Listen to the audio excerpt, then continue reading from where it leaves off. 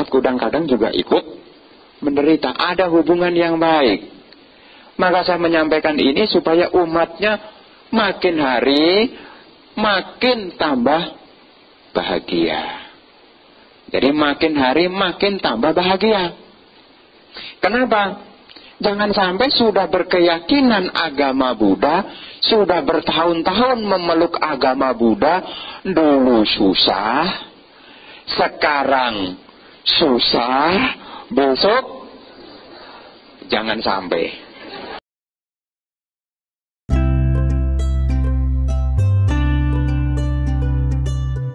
Saudara-saudari sekalian, kita mengikuti kegiatan puja bakti adalah untuk menjaga kita punya keyakinan dan sekaligus kita punya kesempatan untuk kembali belajar Dhamma ajaran Sang Buddha. Karena belajar Dhamma amatlah terkondisi jika kita belajar di wihara. Maka satu berkah, satu keberuntungan bagi Bapak Ibu yang ada di sekitar tempat ini, karena bisa menyempatkan diri untuk ikut puja bakti. Karena puja bakti ini adalah hal yang baik untuk diikuti. Karena selain menumbuhkan keyakinan, disinilah kita bisa belajar Dhamma. Bapak Ibu, saudara-saudari sekalian, pada kesempatan pagi hari ini, tema yang akan kita bahas adalah bermeditasi. Kenapa saya mengambil tema demikian? Karena meditasi ini menjadi hal yang perlu digiatkan dan juga perlu diingatkan. Kenapa demikian? Karena kehidupan kita ini, Bapak Ibu, kita butuh yang namanya ketenangan. Kita butuh yang namanya kedamaian. Karena zaman makin berkembang, tekanan-tekanan hidup ini juga kadang-kadang mulai bermunculan. Mulai dari tekanan pekerjaan, tekanan ekonomi, tekanan keluarga. Kalau kita tidak punya yang namanya ketenangan, tidak punya kedamaian, maka kehidupan kita ini jauh dari yang namanya rasa bahagia. Dan sudah menjadi kewajiban biku, yaitu mengajarkan Dhamma. Karena kalau Dhamma itu berbicara tentang mengajarkan kebaikan, menjauhkan dari keburukan, menunjukkan pandangan yang benar, mengikis keraguan-raguan, dan menunjukkan jalan menuju kebahagiaan. Maka saya menyampaikan ini tujuannya supaya para bapak dan ibu makin hari makin tambah bahagia. Datang ke wihara hari ini berbeda dengan minggu depan.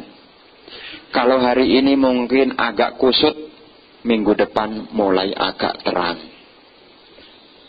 Yang hari ini lagi gundah gulana, minggu depan mulai lebih baik.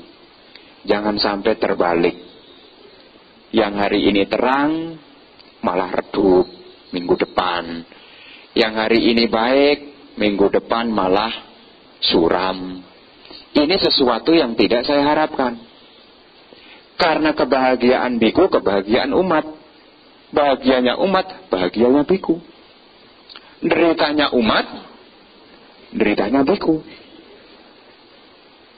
Tapi kalau deritanya biku, umat kadang-kadang juga ikut menderita. Ada hubungan yang baik. Maka saya menyampaikan ini supaya umatnya makin hari makin tambah bahagia. Jadi makin hari makin tambah bahagia. Kenapa? Jangan sampai sudah berkeyakinan agama Buddha, sudah bertahun-tahun memeluk agama Buddha, dulu susah, sekarang susah, besok jangan sampai. Kenapa pelajaran tidak membawa perubahan? Berarti ada sesuatu yang salah di dalam pengertian kita. Karena Sang Buddha mengajarkan Dhamma, tidak lain adalah untuk mengajarkan bagaimana kita mengakhiri penderitaan. Maka amat buruk sekali kalau kita berkeyakinan agama Buddha makin hari makin menderita. Karena tidak sejalan dengan ajaran Sang Buddha. Bu, Pak, sekarang bahagia atau menderita? Sekarang bahagia atau menderita? Di depannya Bante. Di depannya Bante. Bu, Pak, sekarang bahagia atau menderita? Bahagia, Bante. Tapi cuma setengah hati. Setelah pulang, kenapa tadi saya tidak jawab? Terus terang, bahagia atau menderita? Menderita sekali. Jadi Bapak Ibu Saudara sekalian, kita belajar Dhamma ini, meskipun sekarang kita sudah bahagia, tetapi jangan sampai, kan saya bahagia Bante, kan saya tidak menderita, mengapa saya harus belajar Dhamma? Karena kehidupan kita ini akan berubah pelan-pelan, berubah pelan-pelan. Kita makin bertambah tahun, kita makin tambah tahun, makin tua. Siapa yang siap dengan usia tua? Siapa yang siap dengan usia tua? Karena usia tua ini tidak seindah, tidak semudah apa yang Anda katakan. Tua ya wajar Bante, wong semua orang hidup pasti tua kok. Tapi ketika memasuki usia tua, siapkah kita dengan perubahan yang datang? Siapkah kita dengan perubahan yang datang? Andai kata usia tua belum datang, ada datang yang lebih dulu, yaitu sakit. Ketika kita sakit, apakah kita bisa berdamai dengan rasa sakit itu? Inilah kita pentingnya belajar Dhamma. Ketika ada hal-hal yang kurang berkenan di dalam hati kita, maka jangan sampai hati dan pikiran kita makin jauh dengan Dhamma. Makanya kalau susah, jangan kemudian bertanya, kalau ke wihara dapat berkah apa? Lagi susah nih, ayo ke wihara. Kalau ke wihara dapat berkah apa? Berkahnya salah satunya adalah kalena dhamma sawanang. Mendengarkan dhamma di saat yang sesuai, itu dikatakan berkah. Kenapa berkah? Karena ini membuka wawasan kita. Jadi kehidupan kita ini, kita pelan-pelan nih. Semua ini akan mengalami yang namanya orang hidup ini ada tekanannya. Orang berkeluarga ada tekanan. Orang berkeluarga ada tekanan. Ya keluarga. Orang kerja ada tekanan. Kerja. Orang hidup ada tekanan. Hidup. Orang berpikir ada tekanan. Orang berpikir ada tekanan. Pikiran. Makanya ada orang bilang, Bante saya ini kok kepikiran, terus bagaimana ya Bante supaya saya tidak kepikiran? Gampang. Jangan punya pikiran. Kan masalahnya orang hidup sudah bawa pikiran. Resiko dari bawa pikiran mesti berpikir. Tapi berpikir ini tidak serta-merta buruk kalau kita bisa mengarahkan. Karena pikiran pada dasarnya bisa dilatih. Karena Sang Buddha tidak mungkin mengajarkan Dhamma kalau pikiran umat tidak bisa dilatih. Seperti ibu bapak guru mengajarkan berhitung sama murid. Kenapa guru itu dengan yakinnya bisa mengajarkan berhitung pada murid? Karena guru itu tahu kalau murid ini kalau dididik bakal bisa berhitung. Coba kalau bapak ibu kok ngajarin kucing berhitung. Kenapa bapak ibu tidak ngajarin kucing berhitung? Karena dihajari sampai kapanpun, kucing tetap tidak bisa berhitung. Ini adalah gambaran Sang Buddha mengajarkan Dhamma, bukan berarti Dhamma itu tidak bisa dipraktekkan. Sang Buddha menunjukkan pikiran dilatih, bukan kemudian kita tidak bisa melatih pikiran. Jadi kita belajar Dhamma ini ditunjukkan oleh Sang Buddha. Nih Bapak Ibu, kalau pikirannya kacau, jangan kemudian udah karma Bante. Dulu pikiran saya ya kacau, sekarang ya kacau. Memang sudah di karmanya begitu kok Bante. Tidak ada ceritanya begitu. Kita boleh menerima begitu, tapi jangan pasif. Memang ada bagian karma, tapi karma tidak pasif. Jadi kalau sekarang pikirannya semrawut, jangan kemudian stop. Ya udah, semrawut diterima. Maka di sini saya mengajak Bapak Ibu, ayolah kita mulai mengenal meditasi dan mulai belajar meditasi. Karena tekanan hidup tidak bisa dihindari. Tuntutan pekerjaan tidak bisa dihindari. Maka kita harus mempersiapkan yang namanya pikiran kita. Pikiran yang kuat adalah pikiran yang dilatih. Namanya orang hidup ini cuma perang mental. Mentalnya kuat, dia bertahan. Mentalnya tidak kuat, kalau mentalnya kuat dia bertahan, kalau mentalnya tidak kuat, ya kolab. Makanya di sini kita latihan meditasi, latihan mental. Makanya sekian banyak yang hadir hari Minggu ini bisa dicek berapa mentalnya yang datang hari Rabu, Kamis, Jumat. Berapa yang datang? Apakah masalahnya sampai penuh? Wah Bante, saya tidak pernah tahu kok. Anda pernah datang kok. Sekarang di sini hari Rabu, Kamis, Jumat. Kan ada meditasi kan? Tahu kan ya? Tahu kan ya? Diumumkan kan? Datang nggak? Mentalnya belum kuat. Kalau sudah mulai masuk di dalam ruang dhammasala, sudah pikirannya pakai hitungan. Masuk, tidak. Masuk, tidak. Tes nomor 5, masuk. Masih mending. Tapi kalau dia pakai hitungan 10, masuk, tidak. Masuk, tidak. Masuk, tidak. Masuk, tidak. Masuk, tidak. Makanya saya menyampaikan, kenapa kita perlu belajar meditasi? Karena bagian dari kebutuhan hidup. Jadi bukan hanya meditasi adalah ritual, tetapi meditasi adalah bagian dari kita memenuhi kebutuhan hidup. Kebutuhan hidup dalam hal apa? Dalam hal ketenangan, bukan dalam hal kesenangan. Kesenangan Anda bisa peroleh dari memuaskan pintu indera Anda.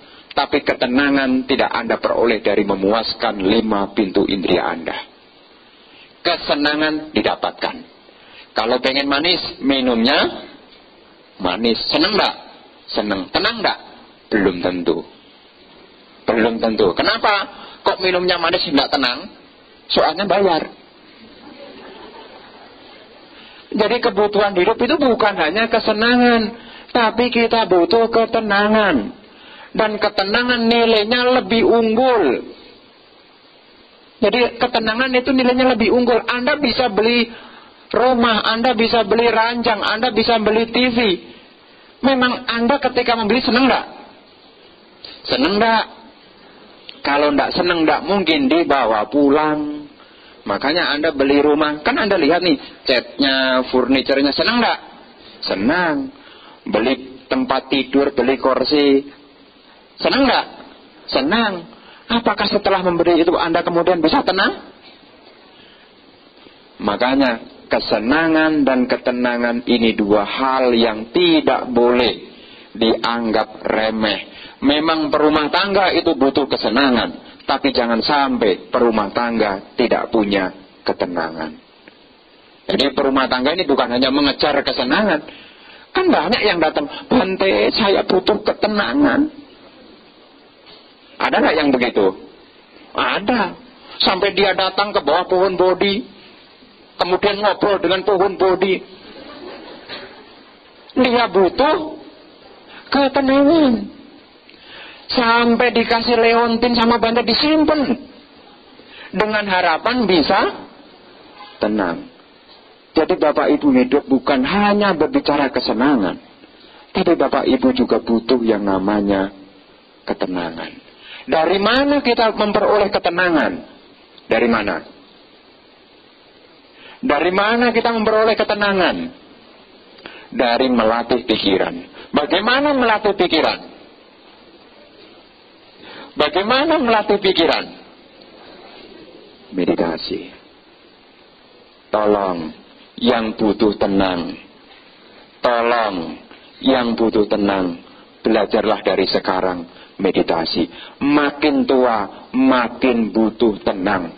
Karena orang tua, ini maaf loh ya. Maaf loh ya, saya mendengar dari yang tua-tua begini. Orang tua itu, saya kan belum tua kan. Jadi saya kan dengerin sama yang sudah tua-tua. Kalau yang tua, nih ya, maaf loh ya Bu ya. Katanya tidur cepat, bangun cepat. Lah sisanya, bangun tidurnya jam 9, bangunnya jam 2. Jam 2 itu belum ada tetangga yang bangun. Mau tidur lagi, tidak bisa. Bahagia atau menderita? Mau masak ke dapur, takut kepleset. Nunggu juga bete, namanya menunggu itu bete juga loh. Jadi di sini kita perlu bagaimana ketika kita usia tua bangunnya lebih awal, tidurnya lebih awal, bangunnya lebih awal, jam 2 sudah bangun tidak bisa tidur. Meditasi. Meditasi. Dari mana kita tahu caranya meditasi? Ya belajar.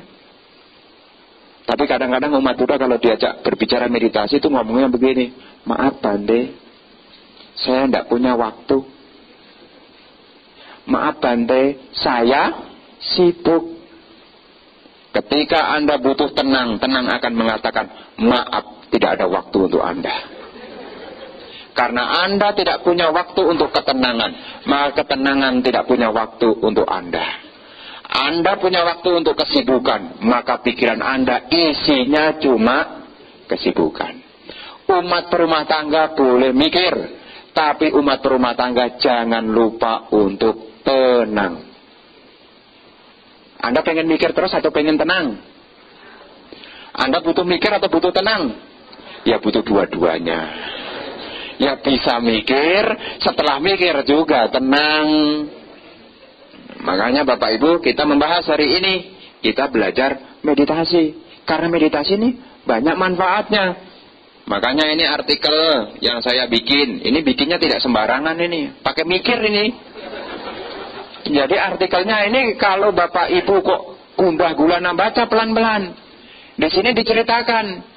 Di dalam awal ini dikatakan sudu dasang sani punang ya tak kamani patinang citang raket tak medawi citang gutang sukang wahang. Pikiran sangat sulit dilihat, amat lembut dan halus, bergerak sesuka hatinya. Orang bijaksana menjaga pikirannya. Seseorang yang menjaga pikirannya akan berbahagia. Jadi kalau sekarang kita kok mulai tidak bahagia, cek. Yang dicek? Kalau sekarang tidak bahagia, yang dicek? Pikirannya. Jangan terburu-buru cek dompetnya. Karena belum tentu itu masalahnya. Ya belum tentu itu masalahnya. Kadang-kadang kita bisa cukup tapi kita tidak bahagia. Kenapa? Karena pikirannya ada yang belum dilatih. Maka ini artikel yang sudah dibikin pakai mikir, ya. Ini ajaran. Maka di sini dikatakan meditasilah. Kenapa meditasi ini penting? Ini dalam kutipan Majjhima Nikaya, ya, namanya Indriya Bhawana Sutta, ya, syair 152. Di sana Sang Buddha menyampaikan kepada Bante Ananda, ada bawah pohon, ada gubuk kosong, bermeditasilah. Ananda, jangan menunda, atau engkau akan menyesalinya kelak. Ini adalah instruksi kami kepadamu. Kenapa Sang Buddha berpesan ini? Karena meditasi adalah bagian penting. Kalau sekarang kita tidak latihan, endingnya nyesel. Karena kalau sudah makin tua, maaf Bu, kalau sudah makin tua, pikiran nih tidak gampang dilatih loh. Makanya kalau Bapak Ibu kadang-kadang kan saking beratnya, kan kadang-kadang kemudian ngomong sama Bante minta tolong, Bu ya orang tua saya dikasih tahu, minta tolong orang tua saya dinasihati. Maaf, keburu tua itu agak berat. Makanya jangan sampai kita belajar meditasi telat. Maka saya yakin yang hadir ini muda semua. Muda semua. Jadi saya anggap Anda yang hadir ini muda semua. Kenapa muda? Karena masih bisa mendengar suara saya. Jadi kalau yang masih bisa mendengar suara saya berarti Anda masih muda. Karena di sini ditekankan meditasi ini penting. Jangan sampai kita lupa. Nanti kalau kita lupa kita jadinya menyesal. Kenapa? Karena kalau sudah turun bakal turun terus. Ketika usia tua datang tanpa belajar dhamma, dan itu terus turun. Kalau sudah turun untuk up, susah. Bisa, kelihatannya tidak mendukung kok Bante. Bisa, kakinya tidak bisa diajak duduk di bawah. Duduk di kursi kan bisa, punggungnya tidak bisa Bante. Ya kalau begitu dibaring, takut kengantukan, kebablasan. Ya makin tua itu, maaf loh ya, makin banyak alasannya. Jadi maaf loh ya, saya bukan nyinggung, hanya meluruskan aja. Jadi hanya meluruskan. Ini saya ingatkan bahwasanya saya menyampaikan ini sebagai kewajiban. Karena kebahagiaan umat, kebahagiaan biku. Maka saya harapkan saya menyampaikan ini tujuannya para bapak dan ibu tambah hari tambah bahagia. Ada tekanan hidup datang, hati tetap santai. Kenapa? Batinnya sudah dilatih. Makanya di sini saya sudah cantumkan bagaimana caranya kita bermeditasi. Bagaimana caranya kita bermeditasi? Meditasi ini mesti didukung yang namanya sila.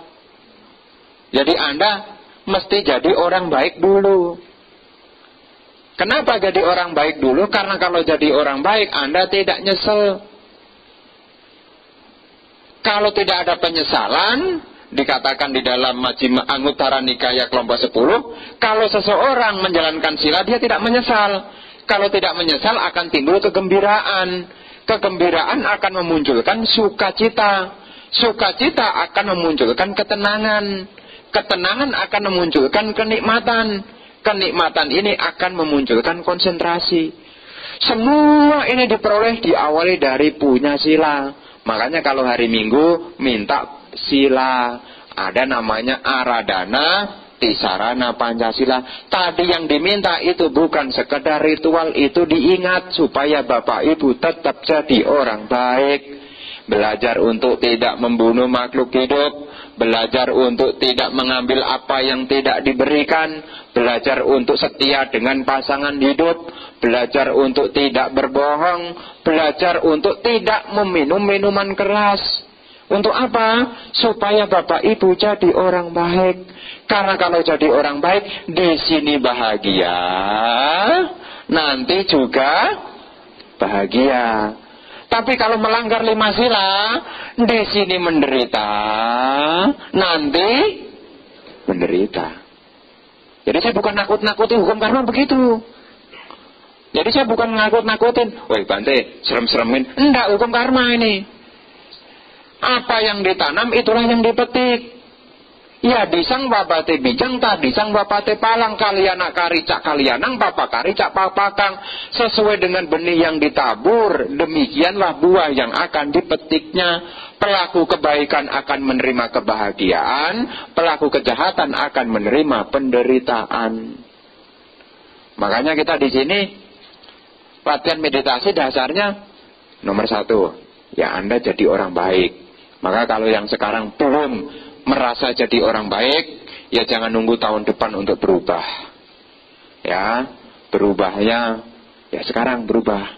Nanti kalau lihat di toilet ada handphone ketinggalan, diambil atau tidak? Ada handphone ketinggalan, diambil enggak? Diambil tapi diumumkan. Ini handphonenya siapa yang ketinggalan, bukan diambil dan dibawa pulang. Jadi orang baik, Anda langsung terkenal tuh. Siapa tadi yang menemukan handphone itu? Pak A. Wih, Pak A kok baik sekali ya? Tuh. Menjalankan sila langsung jadi orang baik. Makanya orang meditasi ini adalah dasar-dasar latihan untuk jadi orang baik. Makanya dasarnya di sini kita punya sila. Makanya kalau orang mau latihan meditasi, mesti silanya dijaga. Ya, perumah tangga punya 5 sila, jagalah 5 sila itu dengan sebaik-baiknya. Nah, kalau silanya sudah dijalankan, apa yang harus kita siapkan? Ya cari tempat yang mendukung. Orang meditasi harus cari tempat, tidak boleh asal-asalan. Jadi Anda harus cari tempat, jangan tempat yang rame. Ya, tidak boleh tempat terlalu rame, tidak bisa meditasi. Meditasi pinggir jalan supaya kelihatan orang, ya tidak bisa lah. Tidak bisa. Anda mesti bijak. Ya, jadi jangan sampai salah di dalam menempatkan diri. Maka dikatakan di dalam suta-suta dikatakan, kalau dalam bahasa suta dikatakan carilah pohon, carilah gubuk yang kosong, artinya tempat yang menunjang untuk duduk di dalam ketenangan. Makanya selalu diumumkan, Bapak Ibu saudara-saudari sekalian, setiap hari Rabu, Kamis, Jumat, Wihara Jakarta Dhamma Cakka menyelenggarakan meditasi. Kenapa kok di Wihara Jakarta Dhamma Cakka? Karena tempatnya menunjang. Anda mau duduk di sini 1 jam, berani nyentuh Anda siapa? Tidak berani. Tapi kalau di rumah mau lama sedikit, istrinya sudah jawil. Bangun Pak, diem. Bangun Pak, diem. Siram air. Makanya meditasi ini harus tahu tempatnya. Makanya kadang-kadang ini beruntungnya nih, umat yang sekarang ini beruntungnya nih, ada tempat bisa dipakai. Ada tempat, bahkan ada slot khusus Rabu, Kamis, Jumat. Jadi ada slot khususnya. Tempatnya menunjang, tempatnya yang tenang. Ini yang harus disiapkan. Maka kalau memang di rumah punya tempat, carilah tempat yang tenang. Tempat tenang. Ya kalau bisa, ya tempatnya ini ya tidak terlalu panas juga tidak terlalu dingin. Diatur tempatnya. Ya seperti di sini tidak terlalu panas juga tidak terlalu dingin. Ya tidak ramai juga di sini. Maka nanti dicoba datang hari Rabu, Kamis, Jumat. Coba datang, kayak apa sih meditasi itu? Nah, kalau meditasi sudah tahu tempatnya, selanjutnya adalah posisinya. Karena orang meditasi itu tidak boleh asal-asalan. Posisinya mesti tegak. Tegak itu artinya tulang punggungnya tegak lurus. Kenapa mesti tegak lurus? Supaya Anda tidak sakit punggung. Karena kalau meditasi kok punggungnya melengkung begini, udah nanti ini menopang terlalu berat. Makanya bisa sakit punggung. Maka kalau meditasi biasakan tegak. Perut, dada, leher, 1 garis. Lurus, ditegakkan. Kalau sudah tegak, matanya dipejamkan. Nanti dicoba, matanya dipejamkan. Kalau sudah matanya dipejamkan, Anda akan urusannya cuma 2. Urusan pikiran dan perasaan. Pikirannya betah atau perasaannya tidak betah.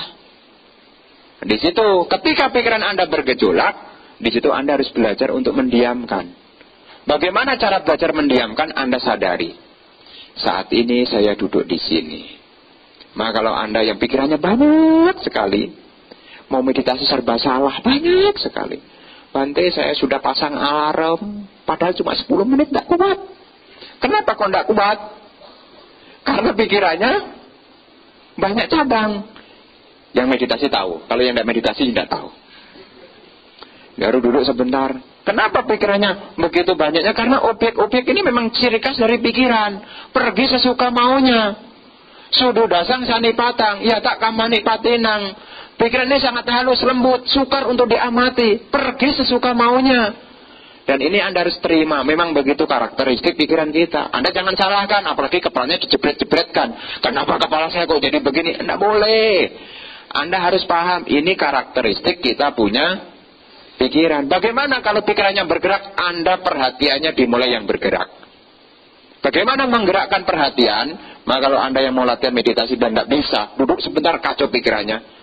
Perhatikan bagian demi bagian tubuh Anda. Rambut, dahi, alis, mata, hidung, bibir, janggut, leher, bahu, lengan, pergelangan lengan, telapak tangan kanan, jari-jari, pindah bahu kiri, lengan kiri, pergelangan tangan kiri, telapak tangan kiri, jari-jari tangan kiri, terus punggung. Setelah punggung, paha kanan, paha kiri, betis kanan, betis kiri, pergelangan kaki kanan, pergelangan kaki kiri, telapak kaki kanan, telapak kaki kiri, jari-jari kaki kanan, jari-jari kaki kiri. Diulang lagi dari atas. Terus. Kenapa? Dengan demikian Anda tidak memberi kesempatan pikiran Anda untuk berpikir. Karena kalau Anda mikir blejok satu aja, rambut, dahi, pikiran Anda ingat loncat, larinya langsung bukan mata, hidung. Dan kadang-kadang Anda juga nanti kalau latihan ya, dicoba gitu ya, nanti Anda akan tiba-tiba, habis ini apa ya tadi ya? Kenapa bisa demikian? Karena kesadaran Anda melemah. Maka latihannya ibaratnya orang belum bisa berjalan, itu caranya bagaimana? Merangkak. Orang yang belum bisa tenang, merangkak dulu. Rambut kepala, dahi. Maka nanti kalau Anda lagi jengkel sama istrinya, jengkel sama suaminya, langsung rambut kepala, dahi, alis. Dicoba. Jadi ini bukan kemudian tidak ada manfaatnya, ada. Karena Anda saya tahu, Anda tidak mungkin saya suruh, Bu, Pak, amati napas masuk, napas keluar. Belum tentu bisa. Tapi kalau, Pak, Bu, amati rambut kepala, dahi, alis, bisa enggak? Bisa enggak? Kalau sampai enggak bisa, Anda pulang sekolah lagi TK. Karena kalau di TK itu diajarkan nih, ini anatomi tubuh, ini apa? Rambut, ini apa? Alis, ini apa? Hidung. Yang punya anak kecil, begitu kan dia? Kok Bante tahu? Oh, Bante tahu juga. Karena suaranya pernah kecil juga. Nanti kalau Bapak Ibu mau pelatihan, kok sulit, pikirannya kacau, mau meditasi serba salah, absen bagian demi bagian tubuhnya. Rambut kepala, dahi, alis, mata. Saya jamin Anda tenang. Kenapa kok tenang? Tubuhnya di sini, pikirannya di sini. Tubuhnya di sini, pikirannya di sini. Kenapa kita tidak tenang?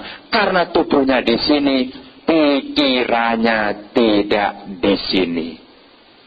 Anda bisa dendam sama orang. Kenapa? Tubuhnya di sini, pikirannya ke dulu.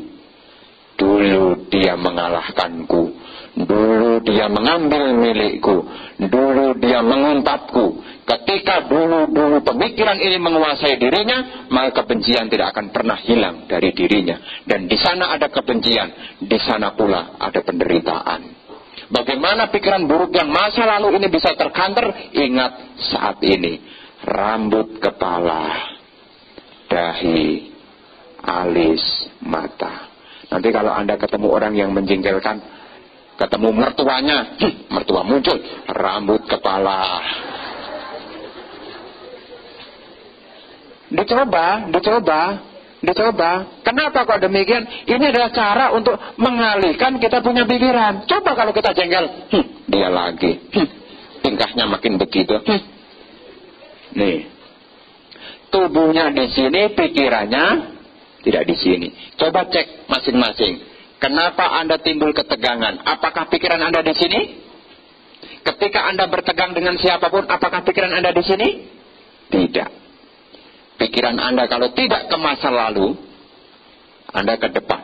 Makanya orang jadi gelisah. Kenapa jadi gelisah? Nanti. Apakah nanti itu pasti? Enggak pasti. Tapi di sini pasti enggak? Anda pasti enggak di sini? Pasti. Makanya nanti ini latihan bagi perumah tangga. Saya ngajarin ini ke perumah tangga.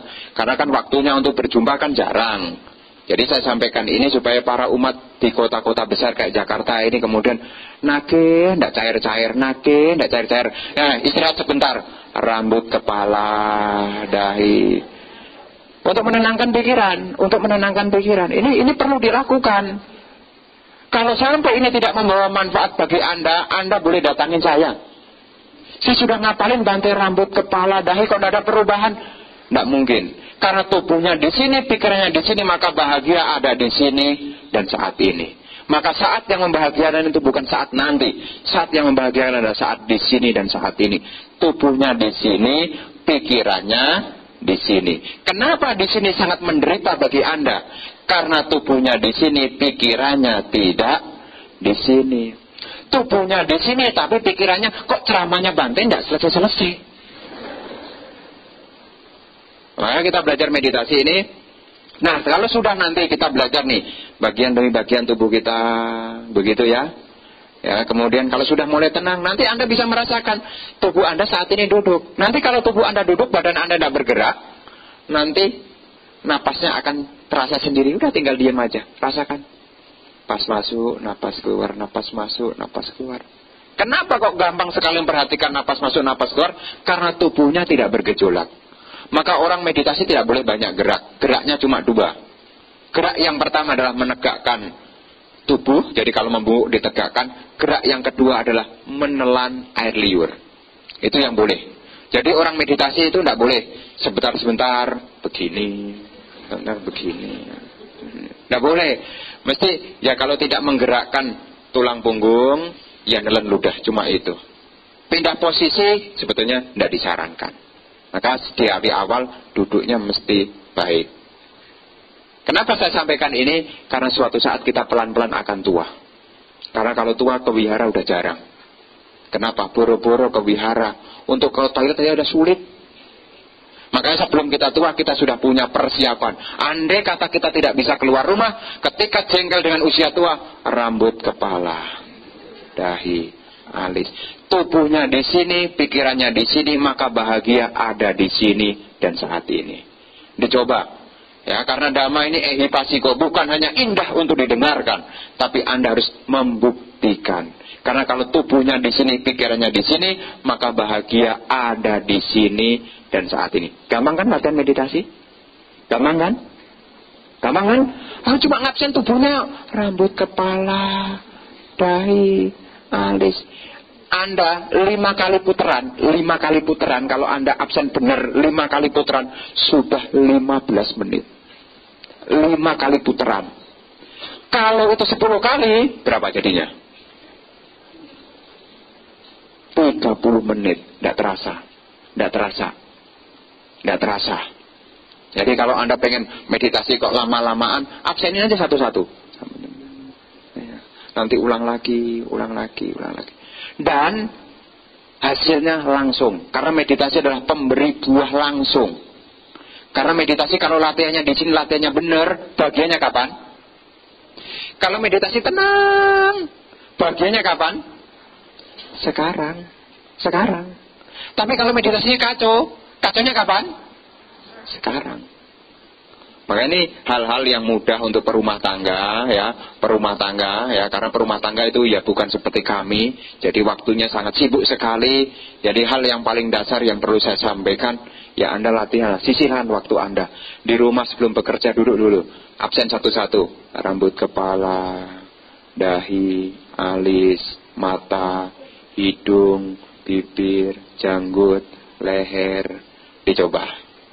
Bisa semuanya bisa. Nanti dicoba. Nah, seperti apa yang di dalam sini dikatakan, ini salah satu dalam Vesali Sutta dikatakan, para biku, konsentrasi melalui perhatian pada pernapasan ini, ketika dikembangkan dan dilatih, adalah damai dan luhur.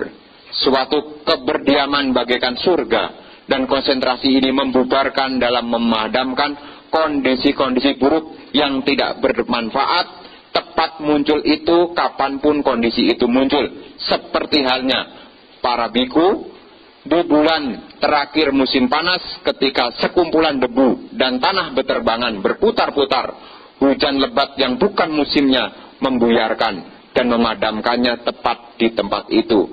Demikian pula konsentrasi melalui perhatian pada pernapasan ini. Artinya kalau kita ada perhatian, kita ada ketenangan di dalam meditasi, maka kotoran batin yang muncul saat itu akan mulai turun. Seperti debu yang terbang kena air hujan.